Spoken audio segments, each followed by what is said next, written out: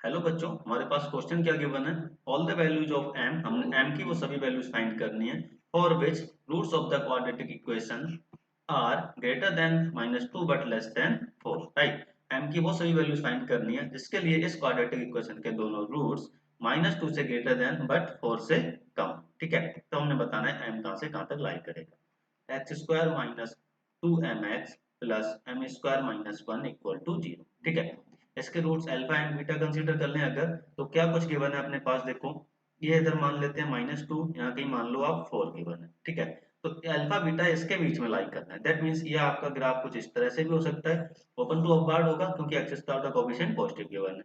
ये इस तरह से भी हो सकता है, दोनों रूट्स इक्वल भी हो सकते हैं, अल्फा इक्वल टू बीटा भी हो सकता है, नो डाउट। दोनों रूट्स आपके -2 एंड 4 के बीच में लाई कर रहे हैं। ठीक है, तो अब इस इक्वेशन को अगर ध्यान से देखें, ये इक्वेशन लिखी हुई क्या है हमारे पास, x माइनस एम का whole square -1, right, equal to 1 आ जाएगा। ये इक्वेशन हमारे पास गिवन है।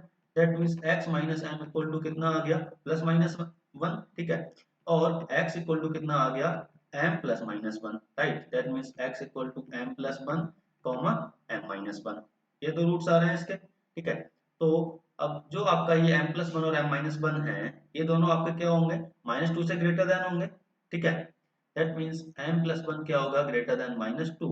राइट, एंड m माइनस 1 भी ग्रेटर देन -2 आएगा।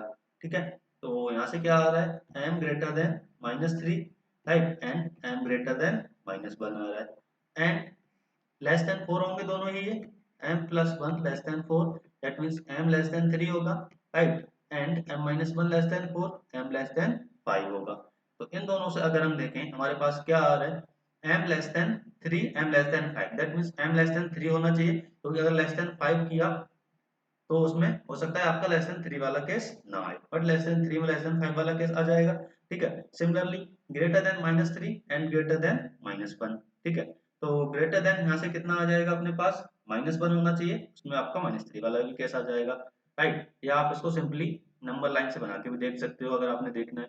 अपने पास फाइनल m क्या आ जाएगा, m आ जाएगा, m will be less than 3 and greater than -1।